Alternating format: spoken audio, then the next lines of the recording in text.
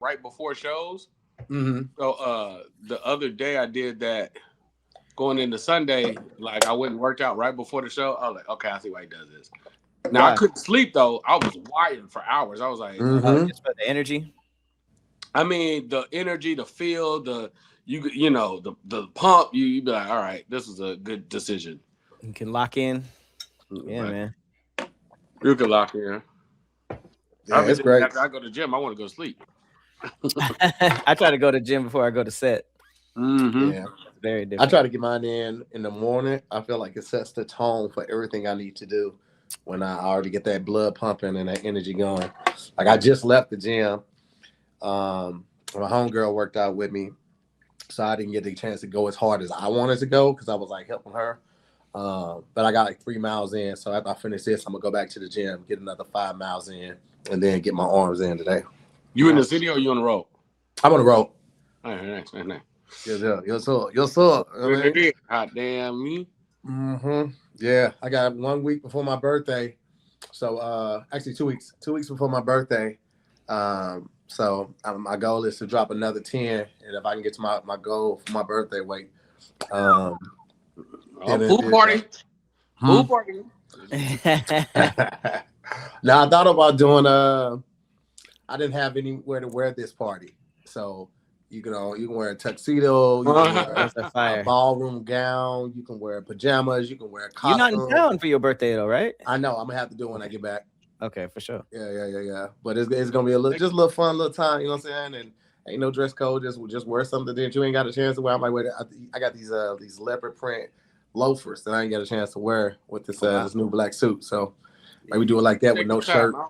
I think because your birthday is top of the month, I don't get back. I'm going for a minute. I don't get back to like not the end of March, but like that 12th to like that whole week I'm gone.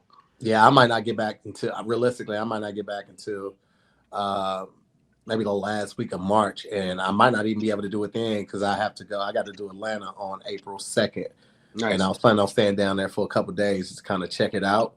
But I got to be back by the 4th to film another project. So I don't know.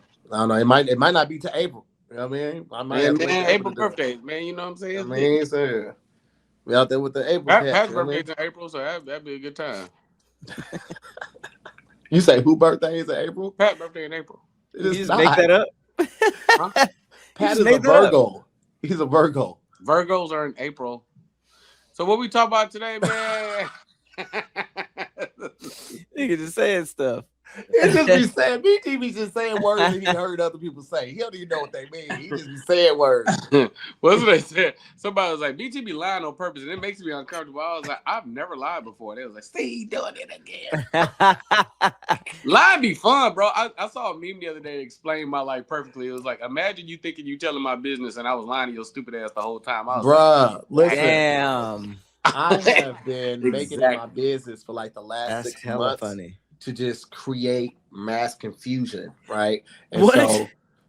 So like I will just be talking and I'll just tell a story and somebody that knows me will know that's not true and I'll just leave it like that because at this point I kind of feel like I've given so much of myself that I kind of want to like pull back, but I don't want to not be talking. So now you have to get 6 people in the same room to verify information and validate what I told. This is gonna be folklore. That's what it have hella folklore, bro. Those used to be the good old days. Remember when you be telling a story or somebody be telling you a story and that's just what it was, and you just like, yeah. And then I went there. No, I hate that. 6 of them dudes, and then the girls started flat. It was like you like, man, you ain't got no video. It's like, nah, man. See, that's the thing, man. I feel like we've lost the mystere of celebrity and celebrity adjacent people because of technology and social media, right? So somebody like Denzel, who grew up in a time when there wasn't social media and he really ain't getting on it like that, he's still looked at as like the actor versus somebody like Nick Cannon or Steve Harvey, who's done all these shows and they on social media. And even Steve Harvey gave this, I think he told it when he was on Shannon Sharp, when he was like, he'll be out and people will be like, Steve, let me get a picture. Steve, let me get a picture. Versus Denzel, they'll be like, Mr. Washington, do you mind if I can I get it? It's a different type of way they approach. Yes, because people have so much access to us. So I'm just start putting out mass stories and now everybody's opinion, everybody feels validated in their opinion because they have this voice of like, I know way too many people is like, I hear too often, man, I posted it. It's like, bro, you think I follow you? You think I see your post? You have 600 followers, fam. Man, I posted it. Well, I posted it.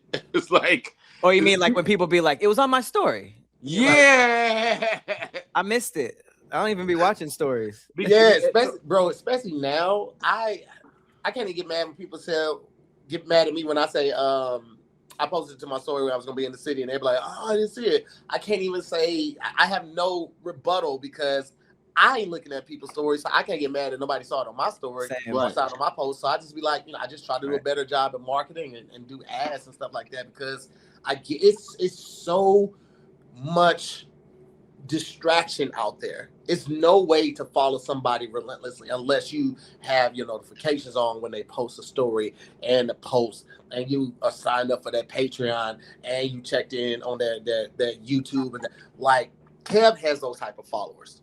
Tony has those type of followers, but until you get to that like 1 million plus follower, it's very difficult for people to keep up with you all the time, which is also cool because word of mouth is still strong. It's still one of the strongest forms. So what I'm saying, if I'm gonna be there and people talking about it, that works. And they voice if they think that they have you have a voice. I'm not saying civilians don't have voices, but if you believe that your voice has this much power, then you start allowing your opinion to be swayed about a person based on their opinion. So Denzel has this recluse kind of understanding. Then all of a sudden we find out he's like, man, Luther Vandross wasn't just one of my favorite vocalists like that. It wasn't like kind of my. He'd be like, Denzel don't like Luther Vandross. It's like now it's like you've created this whole other thing. Yeah, I don't really rock Denzel. He said that stuff about Luther Vandross. It's like, you guys. You know what the craziest thing about that when people say stuff like that, they take another person's personal opinion about whatever the topic is, and they take that as a challenge to their personal opinion about said topic. Right. If I don't like Denzel the way I don't like Luther the way he does his runs, that don't mean that I'm encouraging you to not like Luther Vandross. It's just a personal preference for me. I like Marvin more than I like, and that's okay. That's what makes audiences so beautiful. I shouldn't sway who I like or who I don't like, and that affect who you do like. I can share who I do like and maybe put you on to something, but me saying why I don't like it shouldn't have that much weight and power, or even affect you in a place where you feel like you shouldn't like that person either, unless it's a call of character or something like that. But just because like I don't like the way they run, or I don't like how they go deep, or I don't like that they do so many ballads, that don't mean that you should listen to that person. It's kind of like if somebody else's top 5 is like better than your top 5. Like it's like your top 5 could beat up my top 5. People be like treating it like that. Like, no, he ain't the GOAT. This is the GOAT, and this is why. Now I know I'm also part of the problem though, because if I feel like you're being disrespectful to something that I love, then I'm gonna up my disrespect for whatever you love. So you're Even if I was stand on it, like I'll be like, no, they ain't shit, like just to do that. But I know I'm the that. But what I hate this shit with a passion. This happened like yesterday. I hate when I'm having a conversation with somebody, and in that conversation, they try to quantify what I'm saying and if it's important based on their opinion of my life experience. So me and you having a conversation to hear, and in the middle of that, I go, "How old are you?" It's like it don't matter. I said what I said. I see what you're saying. It's different for you. Like, no. At first, I thought you were just trying to say quantify, but now I get what you're saying. Yeah. So quantify. I hate that, bro. when they do it, I start lying immediately. I start lying immediately. It's usually an age thing. Yeah. Yeah. It's like, Let how me old are ask you? y'all a I'm question. 24. How do y'all deal with people asking for advice? BT, whether it's comedy, Pat, whether it's content creation or show creation, because I've recently started changing my approach and my response to that, mainly because when people are like, yo, you got any advice for me? I'm just starting comedy, you know, so I'm thinking about starting comedy. I'm like, I can't tell you anything until you start. I can't tell you anything until you start. Because first of all, you got to make sure you're going to be serious about it. And I don't want to waste my time, energy, breath, anything of the sort, and you're not serious about it. That's number one. Number two, I can give you advice that worked for me, but I don't know your set. I don't know your tone. I don't know your voice. I don't know your jokes. I don't know what you talk about, what you put emphasis is on. I don't know if you're a clean comic. I don't know if you're a dirty comic. I don't know if you work only black rooms. I don't know if you work mixed rooms. My suggestions and tips worked for me. So everything I say has to be taken with a grain of salt, because my content and what's important to me that I talk about on stage may be completely different for you, which means you have to take a completely different approach when delivering it. So I'm very cautious and reserved now, more so than I've ever been in my life, with giving advice, because it may be helpful and it may not be completely valid at all to what you got going on. Pat, you go, because I'm gonna go down. My shit gonna be a slippery slope. well, for me, I just think that's how you teach things that don't have a definitive answer. So people like math teachers, they can be like, how do you do this? They'll be like, this is how you do it. And if you don't do it this way, it might get wrong. But I feel like anything like comedy, music, I'm even finding out through like things like martial arts and stuff. Anytime you're like, hey, is this how you do it? Good teachers always say the same thing. They're like, well, this is one of the ways you do it, or this is how you can do it. But you're not supposed to be like, this is what you do, because then that person is just going to run and do that. And if it doesn't work, they're going to blame you. So I think it's like, I always say the same thing, like just start, do what you like. Don't care about this, super vague stuff, instead of just like, you do this. Because now I'm also very cognizant on like with podcasting, there's so many people who don't know what they're talking about teaching things. So a lot of the times I'll be like, yo, what you're talking about, I haven't even succeeded. So I'm not the person to talk to you about this yet. That's facts.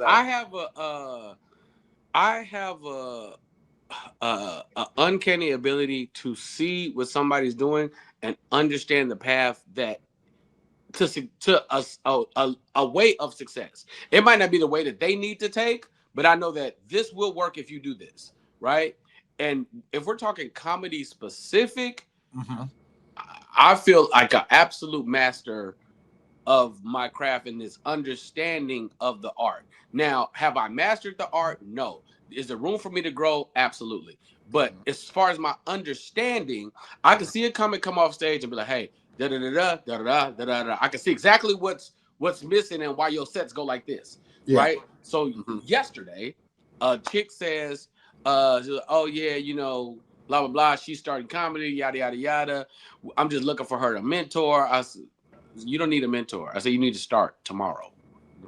I was like, and she was, "Well, no, tomorrow." I said, "Then you don't want to do it. I'm not gonna, because you're talking to a high level, brilliant person in this space." And then they mentioned another comment. Well, I'm trying to see if so-and-so will take them under their wing. And it was no disrespect to them. I'm like, first of all, that person's probably too busy to do what you're asking. And even if they wasn't, you not getting no advanced level understanding from them. It's me and them gonna kind of see this the same way. Get up. And I don't want to talk to you until you get up. Like I need you to get up. I need you to get up about 5 times. Pat, it'd be like, yeah, man. So I've been thinking about starting a YouTube page. So what I'm thinking is like, my nigga, go set up your account, bro. Yeah. So when you first start making the money on the page, it's like, nigga, you know what you have to do to quantify, like quantify again. You know what you got to do to get there. Like it's like there's so many things that have to happen. So I be trying to be cool because my ego's absolutely in place now, because I feel like we're amazing. Pat, I was thinking about you the other day in the most like advanced way, and I was like, I told my boy, I was like, yeah, if I was gonna do this or that, I was like, you know, dope is if Pat was involved, and I saw his ear poke up. I was like, yeah, man, fuck all them old niggas, man. Hey, man, us, nigga, like. To hell with them, nigga. If I needed to run a full set production, this nigga is absolutely capable. He's absolutely on his own wave. He absolutely has all the own energy. No. Pat can do it. I ain't never did nothing production wise with him that ain't been great. So hey, thank you. No. He'd be, you know what I'm saying? But what about so and so Dadachi Dotch that works with, you know, Blobbity Flicks? It's like, my nigga, Bedabadich. the daddle, bro.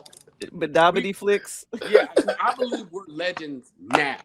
Like, whether the stories are told or when they're told and so on and so forth, I'm like, no. I'm looking at what we got to work with, and bro, we already great. Yeah, I agree. I'm very big, especially now, on using the resources that we have at our disposal, the people that we have at our disposal. I feel like we're in an amazing place. Like Pat and I working at All Def, and we did a lot of shoots on a shoestring budget, forced us to learn how to produce, direct, cast, and PA all at the same time. So we go to a company that has money to hire a person for each one of those positions, and it's like, oh, this is crazy, and we can get shit done way faster. But if we do have to move on a shoestring budget, we can also do that too, because we had to wear multiple hats already before in our work history. So it's not a crazy thing. How long has Tea Time been out? Will be a few weeks in? This is about to be, this Saturday will be 6 weeks. So 6 weeks ago, All Def put out a brand new show called Tea Time. Comedy Central is dead. What you mean? I'm saying that these entities that have this elevation for other people is like Comedy Central and All Def existed at one point in time. When was the last time Comedy Central produced a show? They can't because they're dead. Is the channel still up and running? I don't know. I think that they're playing, you know, like syndicated content. You know what I'm saying? Because they did. Like, it's over. They're still doing, I think, old episodes of what's that, South Park, and they do. I think I saw Family Guy on there today, and I'm sure they're running daily like shows some on there and stuff like that. Yeah, some stuff like that. So keep your Comic View and Def Jam is a really long time ago. Keep your distance counts, nigga. Yeah, all of that. I don't have this. Oh, but look at no. Yay, legends. Fuck all that. Hey man. Let's change the subject because I'm gonna fuck around and get canceled. Well, listen, I do want to say this, man. As I get older, I do feel like there are times when I'm just not as sharp. I sometimes find myself searching for words a little bit longer. And that could be from getting older. That could be from all the traveling and not getting adequate rest. That can be from, you know, not drinking enough water. But I can tell you one thing that I have been utilizing that has helped me tremendously over the last couple of weeks. And that is Ultra. Okay. Now, Ultra are pouches that give you extreme focus, kind of similar to how some people feel with caffeine or nicotine, but like, who wants to do that? So Ultra pouches are completely nicotine free, completely caffeine free. I use them when I'm out to head to the gym. I use it when I know I have a long day of shooting. I use them when I know I'm just going to be active and I need to be firing on all cylinders. When I wake up, sometimes I didn't get the best sleep and I know I have a long day. You best believe I'm going to have them pouches on me because Ultra helps me get through the day in the Ultra way. Y'all can pay me for that one later. Again, I said they're completely nicotine-free, caffeine-free. They are packed with ingredients that are designed for mental clarity and enhanced focus. I've been taking them for a couple of weeks, as I said. I usually take them before my hikes too. They help me focus. And when I'm doing these hikes, man, like even though I've been on a lot of these hikes multiple times, recently I've been trying to take different paths. And when I'm taking these paths, sometimes I'm going straight up vertical, and I need to be aware, and I need to have my senses heightened. I need to know what's going on. And that's exactly what Ultra provides. 90% of their users saw significant improvements in their overall focus levels. They keep you calm and steady, a calm and steady flow state, enhanced memory, smooth energy, and mood balance, all with zero nicotine and zero nootropics. So they're trusted by athletes and entrepreneurs, engineers all over the world. Ultra is the ultimate guilt-free pouch, delivering instant focus and mental clarity without nicotine or caffeine. New customers can use our code DIYS to get 15% off at takeultra.com. That's takeultra.com for 15% off with our code DIYS. After you purchase, they're going to ask you where you heard about it. It would mean the world to us if you told them and supported the podcast by letting them know that you heard it right here on DIYS. Speaking of, we didn't even do the intro, you know what I'm talking about, because we got in that good conversation groove right there. So let's just go ahead and kick that off right. Ladies and gentlemen, what's going on? I'm Tahir Moore. I'm Patrick. Sorry, I had some Ultra in my mouth. You got that Ultra on the deck, you understand me? And this is another episode of Damn Internet You Scared. We got the world-renowned actor, comedian, content creator, show creator, touring all over, hosting Chocolate Sundays. He is nothing this man can't do and can't do amazingly. And as I said before on many platforms and stages, this is probably the only person that has beaten me out for more commercials than anyone else. Ladies and gentlemen, we got the most talented Mr. BT Kingsley back in the building. Hey, what up? BT Kingsley back in the building. Is it one finger or two? Two fingers at the bottom, one at the top, the thumb at the top. Okay. Yeah. What's up, my boy? What's up, man? What's up, brother? Yeah, we was in motion already, man. We was in motion, baby. Big motion. I had to slow it down and bring it back. Yeah. For the legends that show love, we love y'all too. Yeah. Well, yeah, that goes without saying. I think for the people who hear that and will hear that, they know that that you weren't being disrespectful with that. It's just a sign of the times. And there are legends in the game who are still active, and those who have adapted to this new way and new flow and state of getting information and content out. Chris Spencer is a great example of that. Shout out to him. Go to Jason. His new special just dropped. You can check that out. He's one of those people that saw the changing of the regime, but also technology coming to the forefront and different ways to get out your content. And he was able to pivot. And he's also always stayed relevant. He's always up on the current events. He's always in the who's who on the new comics and who to look out for. And it's not just about attaching himself to those people. It's also about helping and guiding, doing what the OGs are supposed to do, not gatekeeping information. Chris called me the other day just to tell me about a show, and he wanted to get me on the show. So shout out to Chris and some of the other OGs like Jay Farrell, who've always looked out at giving that information and taking the right people under their arm when they see that they're serious about it. So definitely appreciate that.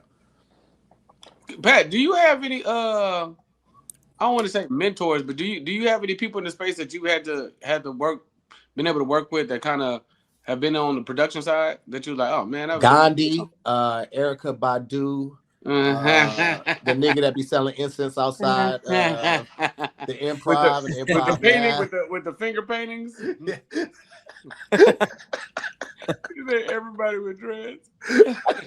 The most significant was Stan Lathan. No. Yeah, that's a hell of an OG.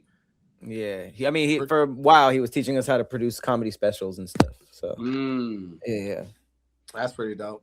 That's pretty fucking dope. What about you, BT? Who's some of your OGs? Who's some of your mentors? Don DeSicuri is 1A, 1B, and 1C. He looked out for me when he didn't have to. Took me under his wing, showed me all the levels of the game. Kevin looked out for me when he didn't have to on some give back shit, but it was by osmosis. Like Kevin just putting shit out and bringing new people in. He ushered in he got a lot of comics some checks. Yeah. Yeah. Who's responsible for your dress? Who is that person that we can? For my outfits? Like, yeah, like, well, who is your fashion? Like, who'd you look up to? Yeah, who can we sue? Actually, Tahir. Said, yeah. Yeah. So if y'all see an outfit y'all don't like, inspiration is directly from T. You know what I'm saying? I was like, I can wear this. Forget my size. It's fine. That's inspiring. The lies have to stop, nigga. That's inspiring shit. Nigga, I put a bullshit ass outfit on in it. I hit 2 chicken heads. I was like, this works. That's the test. That's how you break it in. Yeah, this fits. BT if that's the case, that means that he just does the opposite of what I would do. Like, what, do you wear this? Hell no. I'm copping it. BT be like, this outfit don't got enough shine. I need more shine to it. It got to have a little sparkle to it. I gotta get some sparkle in here. We got a couple icebreakers. I'm just gonna do 1 or 2 of those, and we're gonna just jump into it. So, because we got some great stories that Hippie has picked for us. Would you rather survive a plane crash or a shipwreck? Is the plane crashing in the water? Let's say no. Let's say the plane maybe crashes in a forest. Arguably worse.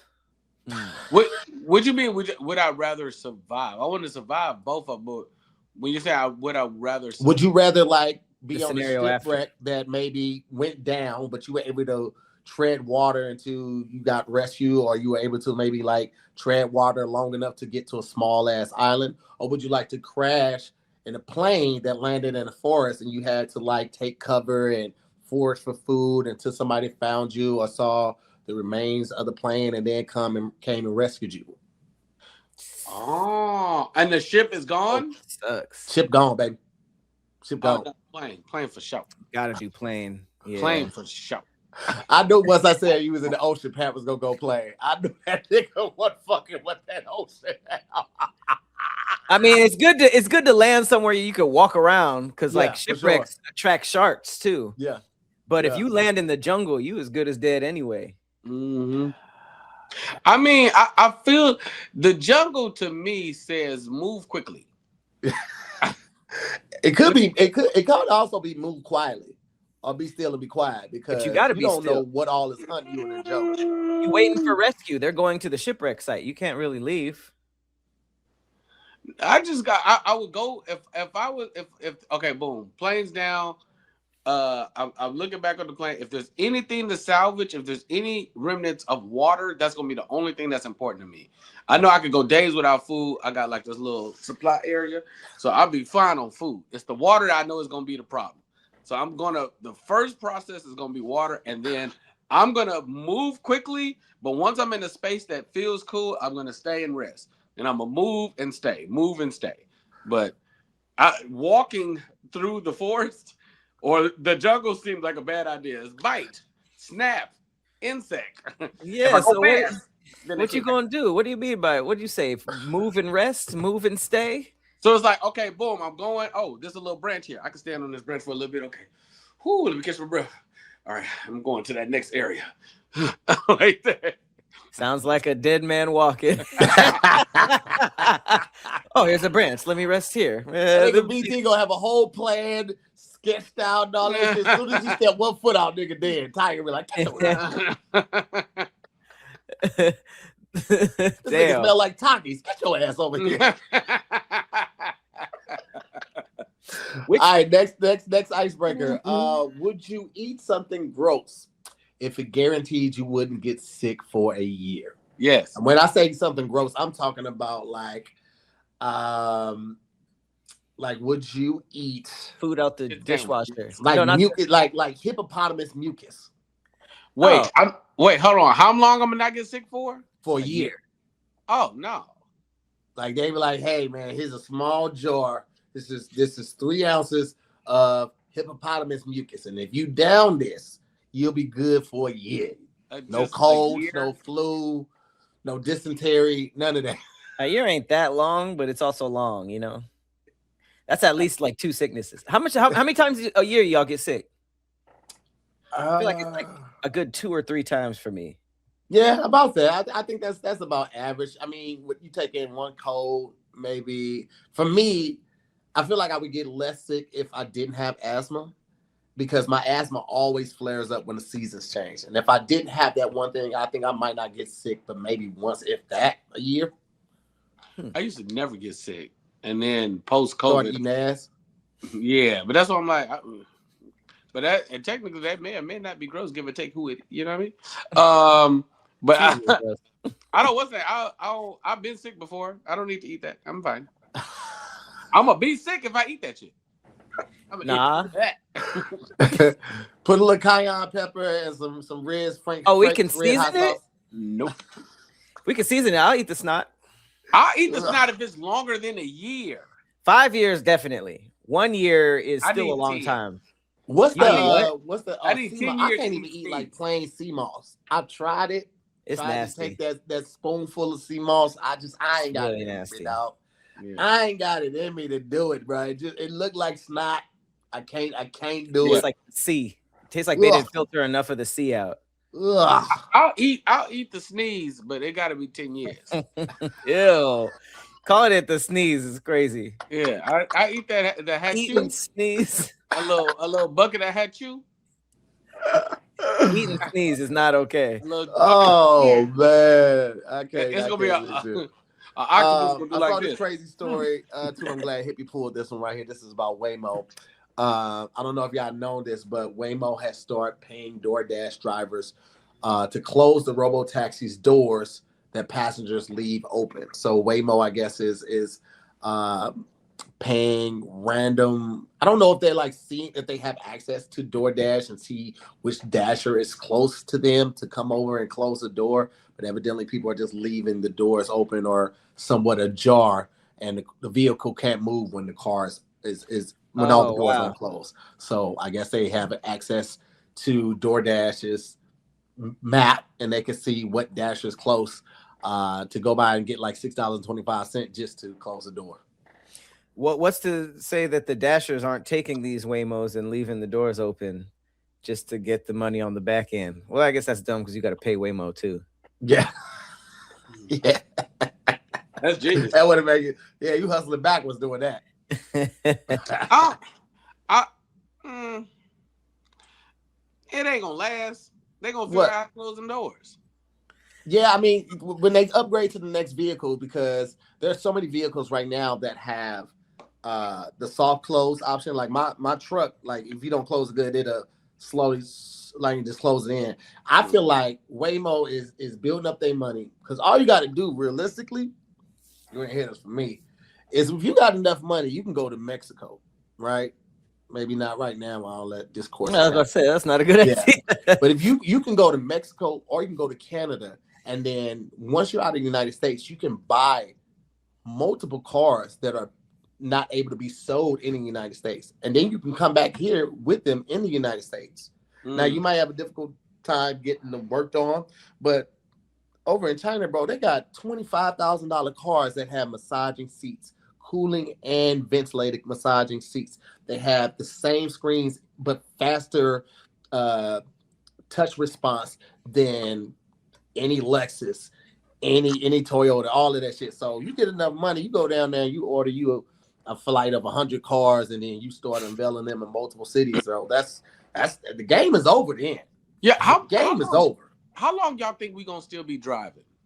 You think we'll still be driving for our lifetimes? Yeah, for a whole lifetime. I don't see us getting flying cars unless the flying cars are the fully automated and the fully automated flights would have to be controlled by someone for the most part. They would have to be watched at all times, because you imagine somebody trying to fly home drunk. Driving home drunk is crazy enough. But flying home drunk, bro, running it, like flying into an apartment complex or a hospital or a venue, bro, we are not ready for that. Yeah, I'm not even going flying. I'm saying right now we driving, and there's cars that won't drive themselves. But if if you in a Tesla that drives itself, if the car feels like you sleep or you ain't holding the wheel, they'd be like, "No, wake up." It's like the Waymo driving itself, baby. Yeah, why we gotta wake up? Yeah, I'm cool. If I could go to sleep in a Waymo, ain't nobody gonna say nothing. I think technology is going towards us not driving because we don't have to. I think they're advancing public, like basically ways for us to not drive, like Uber or the bullet train, or if there's like a big flying thing, it'll probably be like a public thing that everybody gets on. I don't think the individual flying and all that stuff is going to happen in our lifetime, but it's going to be like a public trip. I want it to be more difficult for people to get licenses. Yeah, I feel like that's what we need. I feel like the people who drive public transportation or rideshare, they should be held in high regard. They should have to be scrutinized on tests. Maybe, get certified twice a year or something like that. I think it's way too many people on the streets with licenses. They don't know what they're doing. Okay, so let me circle back to the original point because I might have lost it in here. We looking at Waymos, right? Waymos are on the street driving, no driver. I think Waymo puts Uber out of business. If you can pick nobody, there are people who are still not comfortable with it. There are a lot of people that aren't comfortable with fully autonomous cars. Yeah, people weren't comfortable with Uber though too. Yeah, that's today. People wasn't comfortable getting them buttons off their phone either. And eventually, good point. That took forever, but I think eventually we'll be at a place where most of these, if Uber just starts nigga, I'd give that 5 to 10 years before Uber starts having cars that are Waymo-ish. Where it's like, no, we also got cars that ain't nobody driving. Y'all keep getting into accidents and insurance and stuff and taking women and livers and all this other stuff. So then how long before I can buy a personal car that I don't have to drive? I get in, I put in the Google like map. A personal Waymo. Yeah. Well, that's the thing. Waymo has to work completely before that happens because it seems like they're mapping out the city with these things. Even like those little food delivery robots, those are mapping out the city with the GPS. So we kind of have to see Waymo work for a while. And I remember Waymo was doing short trips on the Vegas Strip years ago. So now it's doing residential areas. So once they start, they're everywhere. I feel like you're right. That would be before flying cars. I think they got that one out in Vegas now. I think it's called Luke. But it's fully autonomous. It doesn't even have a steering wheel in it. They have the seats facing each other. So there's a bench on the back of it and a bench in the front. And you guys face each other. But there's no steering wheel in it. It's like a small bus, right? So that Zooks, I think it's called Zooks. And I tried to take it when I was there in January, but it only picks up in certain locations. Like you can't just catch it anywhere on the strip. They only pick up at 3 or 4. Now stay there. Cause your boy Lon, he's building Lon, he building an underground thing. Elon. The Tesla freeway. It's like it's already in Vegas. That's happened already. That's already out. Yeah, it's in Vegas. So everything starts in Vegas for some reason. Yeah, if it's feeling like a little entertainment capital, baby. Yeah, I mean, I think that would be great. Again, once we get because if it dropped by itself, we could do 125. I can get that fast. Yeah. Once we get all the bugs, I think we probably like 2-3 years away from finding the correct system because the cars, just like the little robots, the delivery robots, they're constantly updating and learning.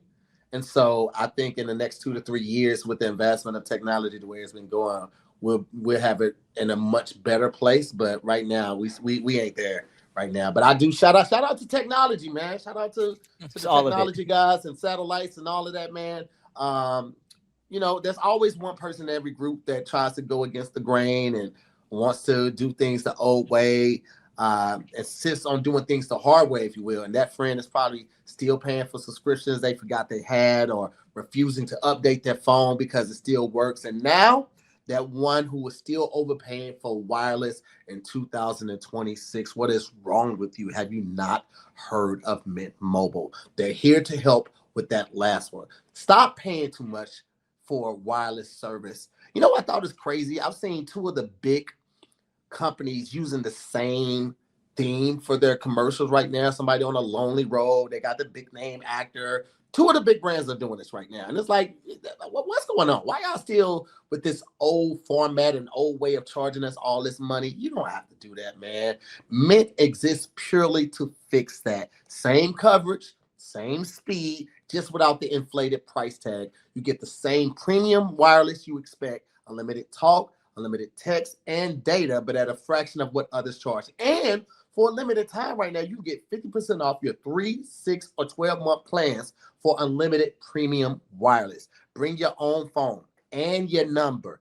Activate with an eSIM in minutes and start saving immediately. No long-term contracts, no hassles, and they have a 7-day money-back guarantee, and customer satisfaction ratings are in the mid-90s. Mint makes it easy to try and save and see why people don't go back. So if you're ready to start saving, if you're ready to let your pockets take a deep breath, your wallet and your purse take a deep breath, you're ready to stop paying more than you have to, I want to let you know that new customers can make the switch today, and for a limited time, get unlimited premium wireless for just $15 a month.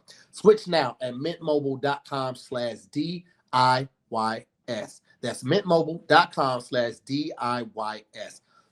Upfront payment of $45 for 3 months, $90 for 6 months, or $180 for 12-month plan required to equal that $15 a month equivalent. Taxes and fees extra. Initial plan term only. Over 50 gigabytes may slow when the network is busy. Capable device required. Availability, speed, and coverage varies. Additional terms apply. See mintmobile.com. Almost made it through that flawless. It was going so good. It was going so good. It was going so good, man. And I saw C and I said sent. And I don't even know how that happened, bro. It wasn't even. I mean, see Mint Mobile. That's see Mint Mobile. That's a little, you know what I mean? You got it though.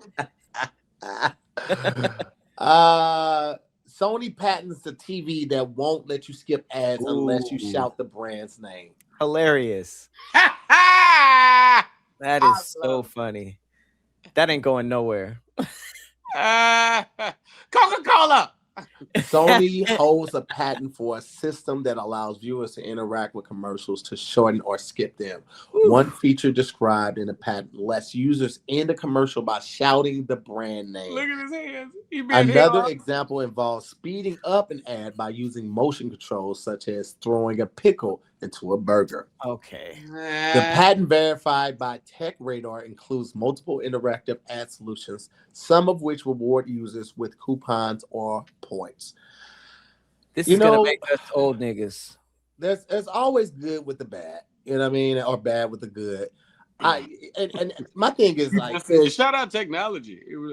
I just said it too, and it came back and bit me in the ass so fast, bro.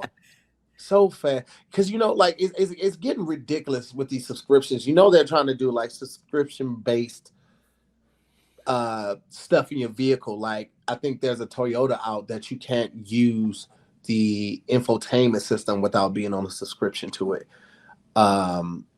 There was another car company that said that they wouldn't do subscription based things, but evidently now they're trying to even include it with the heating and ventilation of the seats and shit like that. No, you don't mean like AC and heating. You mean of the seat. No, the heating and the ventilation of the seat. So the heating and the cooling on the side. I mean, everybody's trying to get that extra little buck. Like if you wanted the full automated system in the Tesla, you had to pay extra for that. Even if you bought it and didn't have it, if you wanted to get it, you could pay for that upgrade, or you could pay for it, I think, weekly or monthly. So like everybody wants to like keep your money coming into them aside from the purchase of whatever that object may have been. And to me, it's just sickening. It's capitalism at its worst. And that's one thing I really appreciate about Asian countries, man. They make shit right the first time. You know what I'm saying? I feel like they do things more honorably. Like they make good products, they make solid products. If you want to continue to buy and support it, you can, but it's not necessary. And the US is just so capitalistic. It's disgusting at times. And then I find myself in the same rigmarole with them. Hey, subscribe to my Patreon, come to my show, buy my merch. At least it's new stuff. Seems like they're putting old stuff in a subscription, like stuff that you used to have. For it's free. Like, can you imagine your car not starting and they're like, it looks like you want the pro plan. It's like they go like, God damn. The current plan that you on, your car it only goes to 10:30. So if you want the late night plan, you have to go ahead and get the premium. You want the booty call plan. You start at 10 o'clock. Bro, it's only 10 p.m. You want the going out to the club plan, or you want the good night at the club plan? That's crazy. No, I feel like stinks. The angry wife plan. It's like, if you want to get home from 2 a.m. to 4 a.m. is the angry wife plan. If you don't pay this one, she gonna be mad. You can't start your car till 5. Damn. Yeah, you know how older people have trouble with like the HDMI or stuff that's like super simple. They're like, come and help me with this. That's gonna be us if these TVs blow up, because we're gonna be yelling at the TV in a way that it don't read. I hate voice activated stuff that don't work, and you just like Coca-Cola. You calling young people in the room. Can you help me with this? It's like, come, all right, Grandpa, Coca-Cola. I mean, there's always an issue within the issue, because if it's doing that, the TV is now watching you and listening, which they probably already do now. Yeah, definitely. But if it's watching and listening, then it's gonna tailor make the advertisements to the house, like everything, like all other listening devices. Damn. Right? Because I'm all that guessing on if your phone is listening to you. Let me tell you something. I'm 1000% sure that they are watching and listening. Yeah. Absolutely. So my phone, on the back of my phone, I got the 16 Max, but I got the 3 cameras. Mm-hmm. One of the lenses is cracked. It's a hole in it, so you can't even. If I zoom in too far, you can't even see nothing. It just go all black, right? It's messed up. It's foggy. Now, randomly, so if I go to turn my camera on, it makes this weird. It makes this weird sound. So I'm like, okay, I have to cover that up, because it's like feedback coming from the lens. Now sometimes if I turn this camera on, I know it's gonna do that. If I turn the video camera on my outgoing, I know it's gonna do that. If my phone's just sitting here, I'm watching TV, and that motherfucker go. Was trying to watch what's going on. Was trying to see what's going on. You trying to see what you trying to film what's going on? I say, huh? Yeah. It does it about 8-9 times a day. Damn. Wow. So it just checks in like every couple hours. And that's for the camera on the back. The camera on the back. Wow. That's crazy. So it's just but you remember when they first installed the thing where your phone can be sitting down face up, and if you look at it, it light up. Oh, like, you can see me. Always. Yeah. How do they know that? It's looking at you. They just want to see if you need it.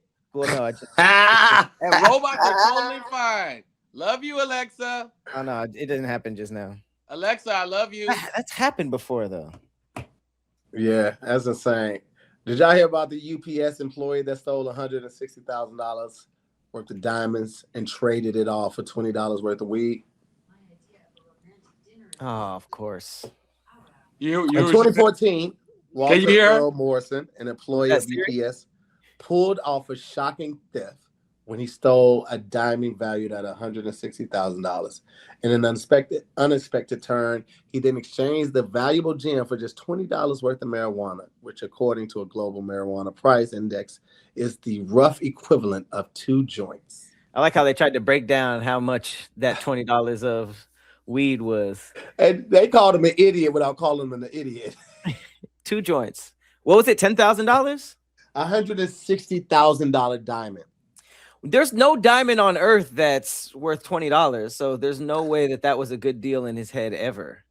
He couldn't even that's when people be like, weed isn't addictive. You can't be addicted to weed. That's some crackhead shit, though. That was a crackhead. I'm glad you said that's some crackhead shit.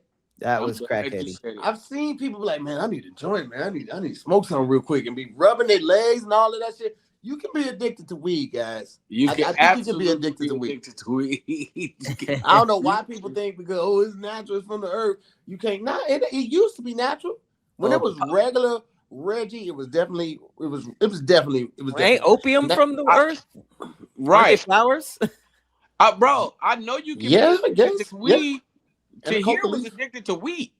So it's like if you could be addicted to wheat, this boy couldn't put bread down for years. You said wheat? Yeah. You could be addicted, like for real addicted? He's calling me a fat ass, Pat. Sandwich. Another sandwich. Another sandwich. Don't mind if I do. Nigga gave you quite a voice. Sandwich. Margiela boots and a sandwich.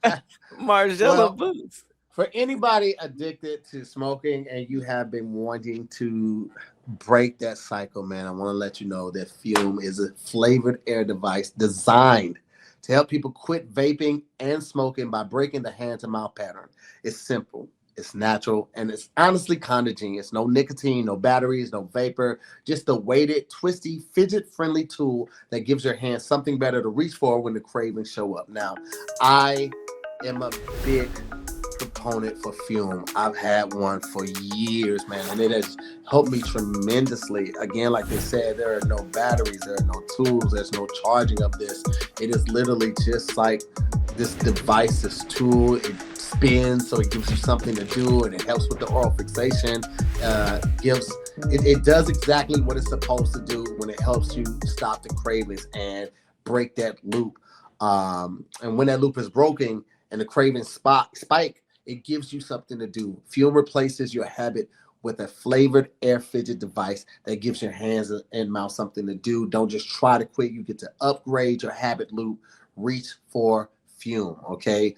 When I've had mine, the great thing about it is that you could take it on flights. You could take it on the bus. You could use it as people's car because nothing actually comes out. There's nothing that will irritate the people around you or cause for a need of alarm of any type because there's nothing that comes out. It's just flavored air going in, but you still get that oral fixation. You still get that mouth to hand. You know what I'm saying? It solves all of that, and it doesn't affect you in a negative way, but it helps you break that cycle. So you're looking to start a New Year's resolution, or you already started a New Year's resolution, or you want to kick it back up because it's hard. It's hard, man. Check out Fume. They get a lot of flavors to choose from right now. They're offering the crisp mint and the raspberry. And they have a journey pack right now. You'll also get a free gift when you use our code DIYS. Listen, Fume has already helped over 700,000 people take steps toward better habits, and now it's your turn. Use our code DIYS to get a free gift with your journey pack. Head over to tryfume.com. That's tryfum.com. And use the code DIYS to claim your free gift today. Shout out to Fume, man. Help people break the cycle. Feel me? Helping people break the cycle. Baby. Fume, fume, fume. Oh, I didn't like that part. You call it Fume? Fume? Stupid as hell.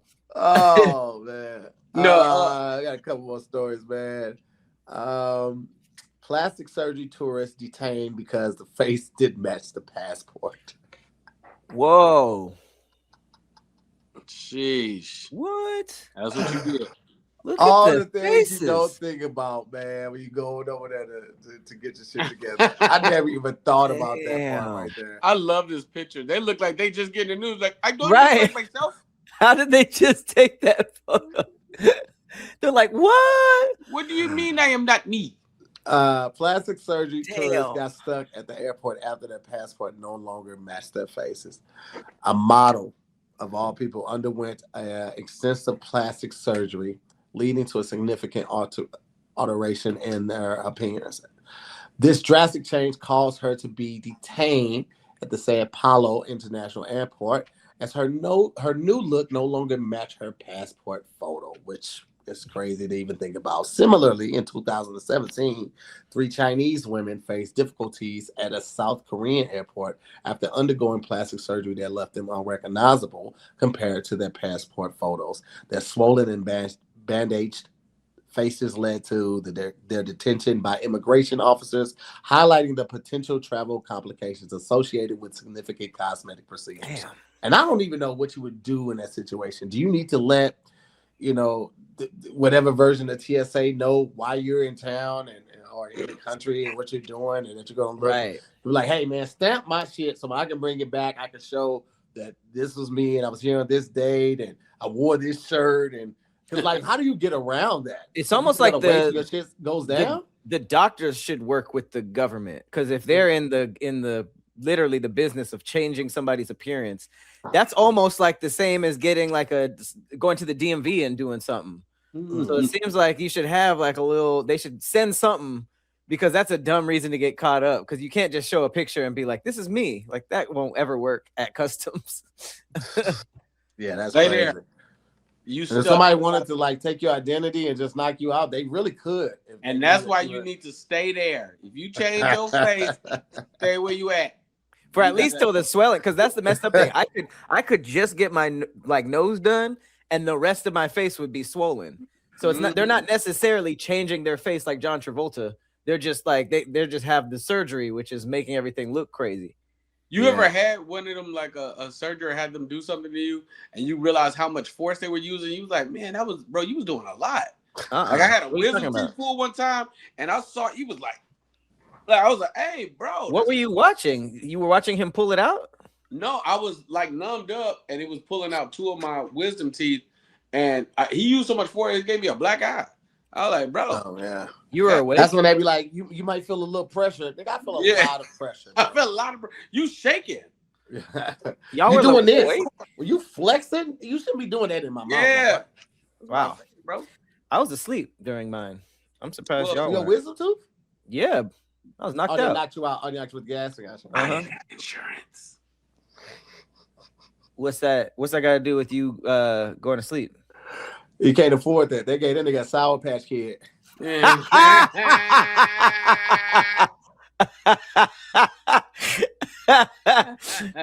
they got Advil and a warm glass of milk. That nigga Sour Patch Kid. They wait till he made this face. And they was like, yeah, do it. Get him. Go. Get him. Maybe a prescription and he be all right. Give him 5 cc's and he be all right. Oh, man. That's crazy, boy. No health insurance. It's so crazy, man. America's a wild place, bro. America is a wild place, dog. And I was watching this video and they were talking about how people from around the world view Americans. And then they separated like how they view white people and how they view black people around the world. And I'm gonna tell you what, man, none of it was good, especially for white people.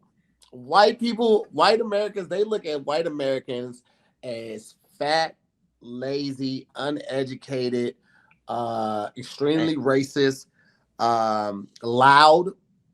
I was listening to some people talking. They said people out of the country. From other countries can tell we're Americans if we're standing in the line, because Americans oftentimes lean against something, like lean against a wall or try to sit against something. Yeah, other countries they're accustomed to just standing, like waiting their turn and stuff like that. But does that just mean we're like lazier? Yeah, so that attaches to that. So it was like, damn, bro, that's really how the world sees it. That's hella interesting, bro. I saw the videos where they be running back and forth. Eating the food. It's like two people eating food. They rock, paper, scissors. One run off.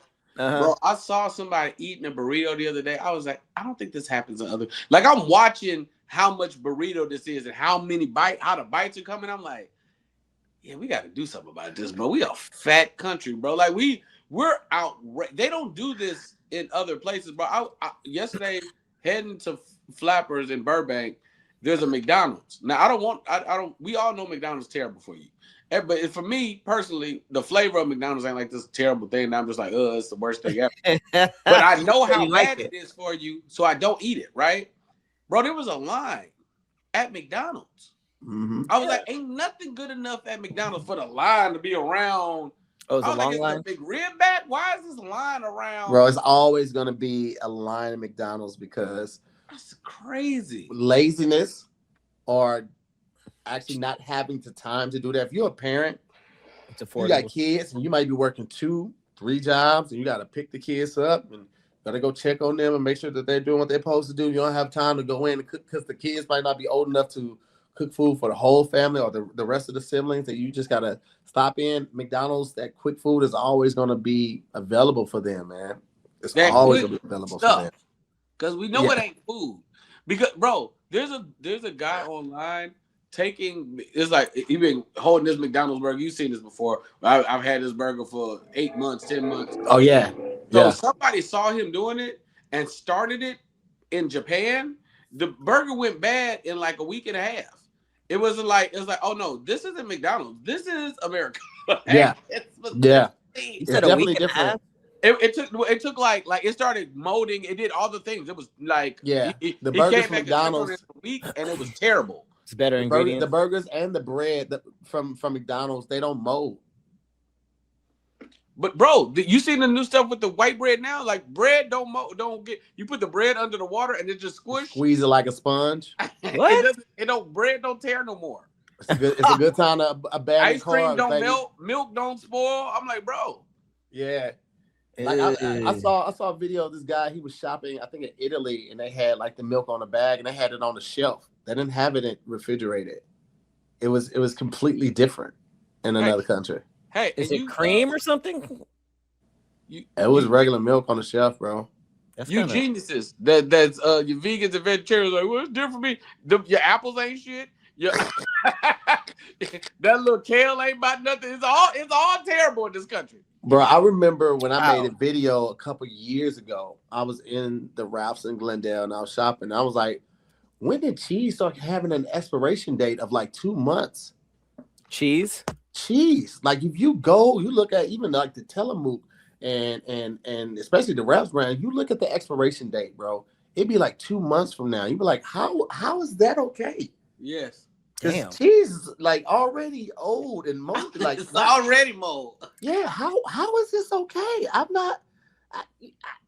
just don't understand. Right? Shouldn't it get better? Shouldn't it be like eat by 2027? Bro, it's cheese used to last like a week and a half, 2 weeks. Now 2 months is crazy for something to be in your first. It's not gonna last that long. If you got cheese in there, more than like you gonna use that shit for a sandwich or whatever. But like, bro, now we ain't gonna never. We ain't waste no cheese. We ain't especially some sharp cheddar. Oh no, man, throw that on something. We gonna throw that on something. Feta on it the other day. I was like, damn, I love a feta omelet with spinach and egg whites and some Roma tomato. Oh, feta omelet. You know what? That's how I know I've really changed lifestyle because I have favorite healthy recipes now, and the shit be smacking. The way I do my salmon now, oh baby, I would crisp cut it, and then I put soy sauce on it, right? Low sodium soy sauce, and I get it in the crisscross, the cuts that I do, so it gets all the way in the meat, saturates the meat, and then I put a little rice water on it. And then I season it. Then I wrap it in saran wrap and I put it in the refrigerator for a couple of hours. And then when I pull it out, I put it on the baking tray and I grease the pan because I want that crisp. I want that. I don't want the skin to stick to it. I want that crisp skin because it kind of gives you like a chip flavor when it's done right. Oh, nigga, you talking good. Not for nothing. I think we should stay with refrigerator. I don't know. What is it? Why is it refrigerator? Why? Because you refridge it. How? You're not fridging it. You're refridging it. Why am I I'm fridging? You put it back in a lot of times.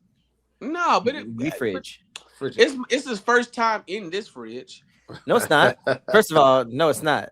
Yes, Second of all, the point is continued storage. So you want if it was just a refrigerator, that might be one use. If it's refridge, that means you could keep refridging it, you know? I mean, look it up. Somebody look it up. Somebody look it up and let's find out. While y'all look it up, I want to let people know, listen, if you had too much fun in your 20s, you know what I mean? If you got that credit card that they were offering you on campus, you went a little crazy with it, you know, with that in-store credit card, and you might have messed up some stuff, you know, or I get it. All of us have been there. You know, you got some student loan debt that's just kind of hanging, or some medical bills that's just kind of hanging, and it's making it more difficult. This is what I want you to do. Think about what you could do with the extra $2,000. I know what I would do. You know what I'm saying? Get a new computer, or take myself on a well-deserved vacation. You know, maybe get some new clothes. I lost a little weight. You know, get some new gear, something like that. I could have given myself an amazing self-care week with an extra $2,000.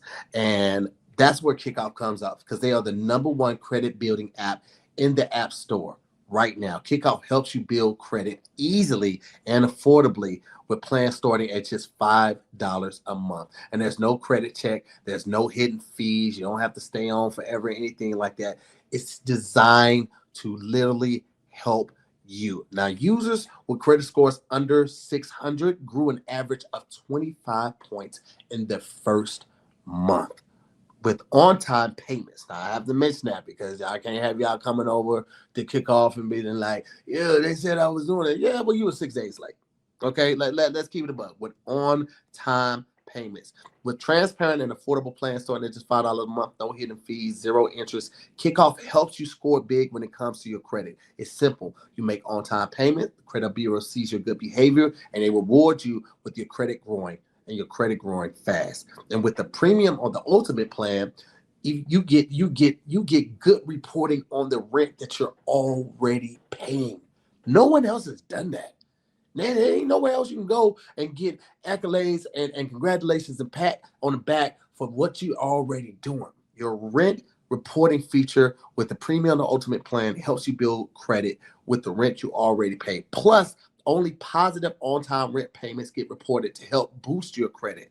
So start building credit immediately for only $1 a month. Set up auto pay so you never have to worry about missing a payment. Remember what I said about that on-time payment right there?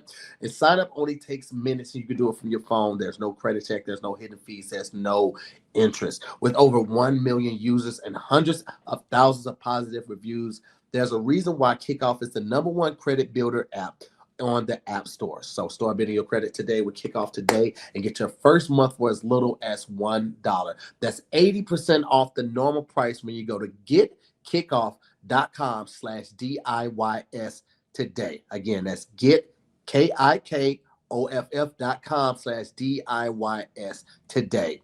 Must sign up via getkickoff.com/DIYS to activate the offer. All offers apply to new Kickoff customers first month only. All right. Subject to approval, object subject to change, offer subject to change. Average first year credit score impacted of plus 84 points through Vantage Score 3.0 between January 2023 and January 2024 for Kickoff credit account users who started with a score below 600, who paid on time, and who had no delinquencies or collections added to their credit profile during the period. Late payments may negatively impact your credit score. Individual results may vary. That was a mouthful. Boy, listen. It was a mouthful. They be all up in my grill. Why you all in my grill? Did you see what Hippie said? How y'all feel about music right now? We got some more stuff, but I really just want to know.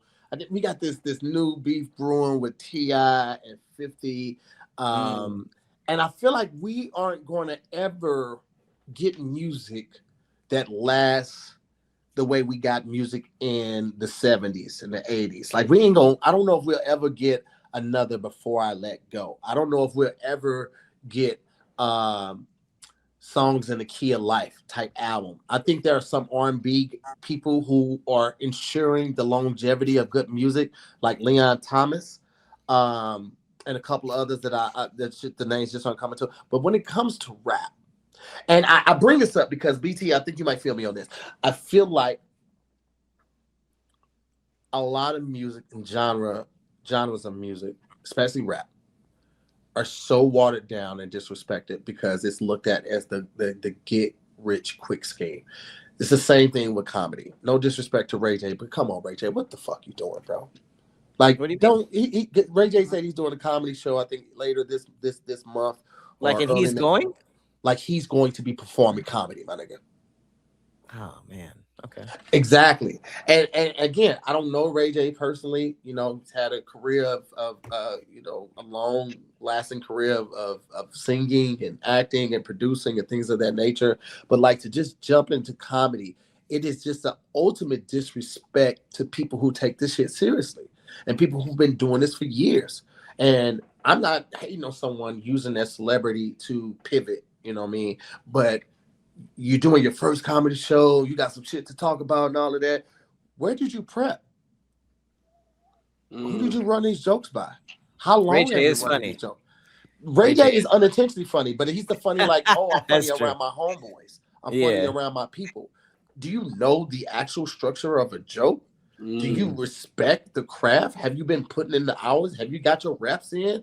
It's baffling how disrespectful people can be to a craft that they don't respect, or they haven't really put the effort into learning about it. And I bring that up because, like I said, I was talking about music, and it's the same thing I feel like with rap. Like, and I get it. Like, if you can get in rap and get a good song and get it buzzing and change your life and help your family and put y'all in a better situation, and then, you know, your music starts to turn to something, that's great. But for people who are just doing it for the get rich quick scheme, I feel like that's why music is in the place of where it is in certain areas and certain genres, bro.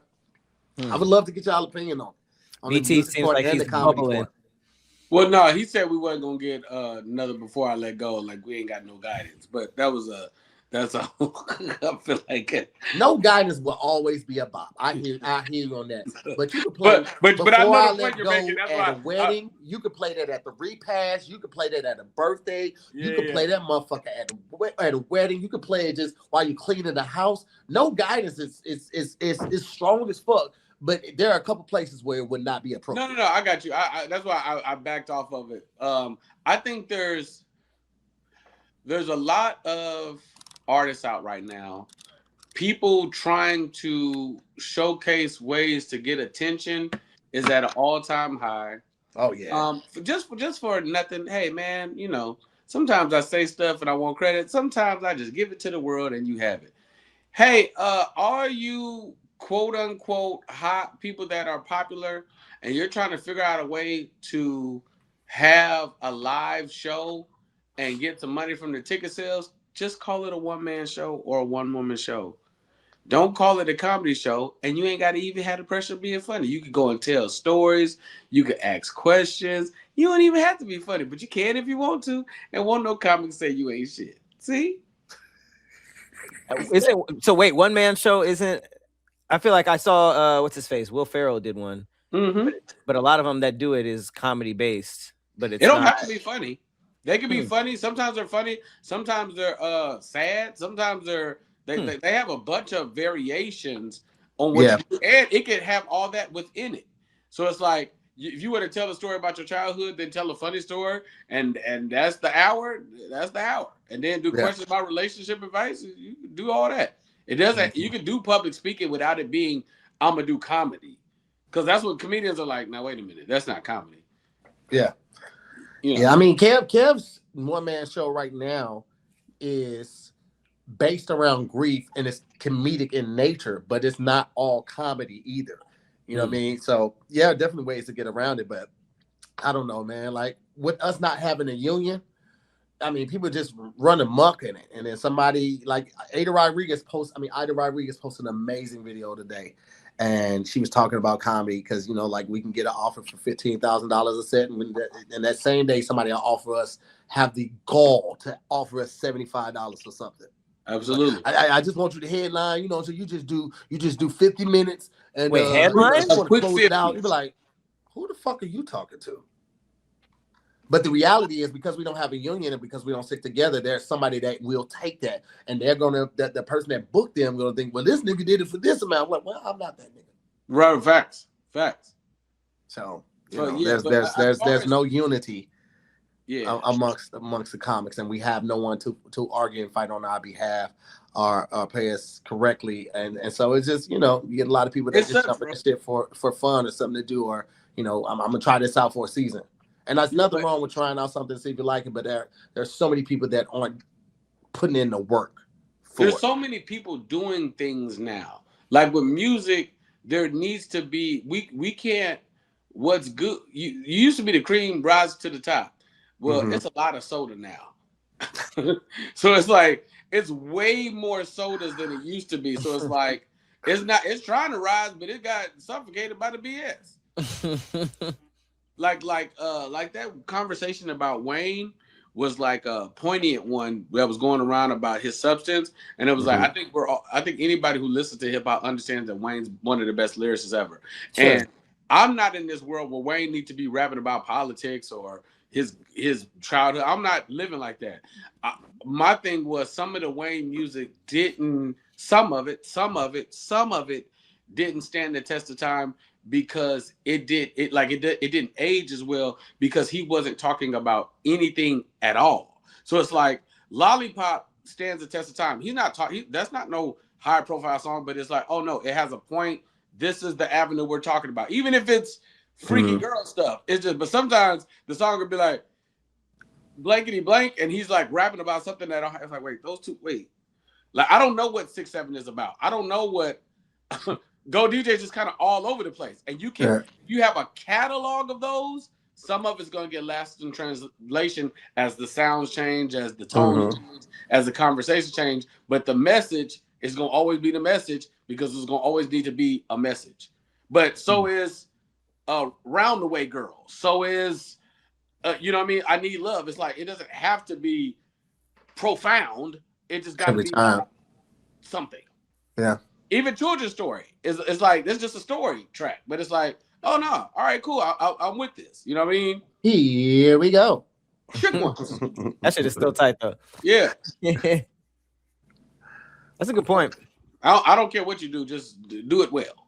There it is. Well, listen, man, I know BT got to get out of here. We got to get out of here as well. Before we do get out of here, though, BT, we want to create some space to let you let people know what you got coming on, what they should look out for, where they can find you, all of that good jazz. Hey, listen, man, most importantly, follow my YouTube. To heck with all this Instagram stuff. Follow my YouTube. It's BT Kingsley 5225. I lost my original page. If you put BT Kingsley and scroll a little bit out, you'll see me. I'll be doing like this. That's me like that. Why you do that? You hit the Keisha? Yeah, it's like, oh my goodness, my hair. So like, you'll see me like this. So please follow his page and check out the Killing It Pod. You playing the asthma pump? Huh? I just realized he was playing the asthma pump. Tahir got an episode, and Pat Cloud got an episode. Killing It Pod on everything. When I said all that good jazz, I was trying to play some jazz in the background. That's what you had the pump at the end. Yeah, that's all. Pick up the pieces. Pick up the pieces. Pat, what you got going on, man? TN Time every Saturday. This last episode was the one and only Tahir Moore. Next episode is CP, and we got Planet Sandwich on Twitch every Wednesday at 6 p.m. Pull up.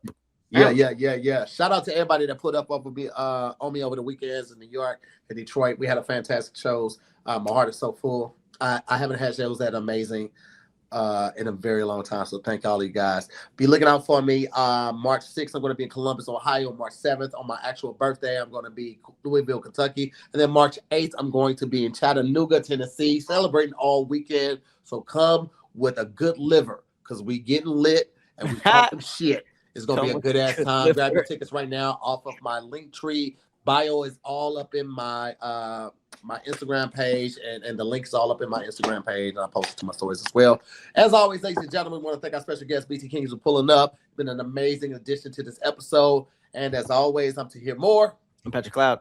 And we'll see you next week on another episode of Damn Internet, You Scary. What was this? No, I was scared. It was being scared. Oh, gotcha.